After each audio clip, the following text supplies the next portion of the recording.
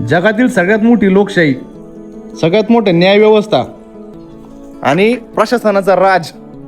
आणि आपण जे बोलतो ना की भारतामध्ये कुठली पण कंप्लेंट घेऊन गेलं की ॲक्शन फास्ट होते, आणि आपल्या महाराष्ट्रामध्ये तर सगळ्यात फास्ट होते. आणि जर का न्यूज मीडिया जर का याच्यामध्ये हस्तांतरित झाल्या तर आपली बातमी 100% प्रशासनापर्यंत पोहोचते, आणि आपल्या गोष्टीला आहे ना 100% ना प्रशासन दखल घेतं. 100% चुकीचं आहे. सगळ्या गोष्टी मॅनेज होतात आणि सगळ्या गोष्टी मॅनेज केल्या जातात मोठ्या मोठ्या लोकांकडून. तर मित्रांनो, अशोक कारखाने आपल्या शेतामध्ये मळी सोडली ती पाठीमागं मी एक व्हिडिओ तयार केला होता. तो व्हिडिओ भरपूर व्हायरल झाला.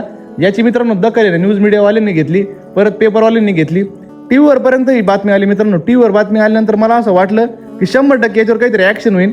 मी मित्रांनो आपल्या अहिल्यानगरमध्ये ना असं कुठलंच मित्रांनो मी स्टेशन आहे, असं कुठलं प्रशासनाचं केंद्र नाही जिथं जाऊन मी कंप्लेंट केली नसेल. सगळ्या ठिकाणी गेलो मी, फक्त कोर्टामध्ये जायचं फक्त आता बाकी राहिलंय. बाकी सगळीकडे गेलो, वैयक्तिक एकटा लढा देतोय. आणि मित्रांनो एकटा लढा देत असताना ही मित्रांनो परिस्थिती बघू शकता तुम्ही काय झाली. आपल्या शेतामध्ये विहिरीचं पाणी पूर्णपणे काळं झालंय.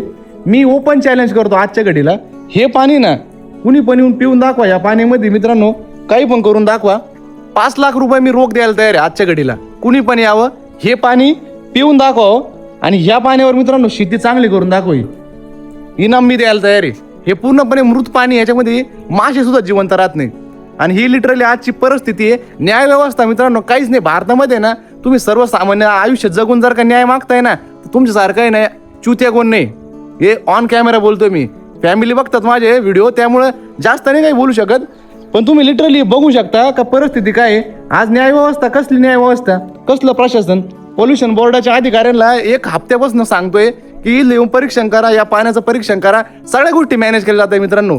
वैयक्तिक as a middle class boy मी जर का आज लढतोय ना मोठ्या मोठ्या लोकांसोबत, काय माझं हे वैयक्तिक युद्ध नाही कोणासोबत, पण हे पर्सनल कधी होतं मित्रांनो जेव्हा माझ्या पर्सनल प्रॉपर्टीमध्ये असल्या गोष्टी केल्या जातात.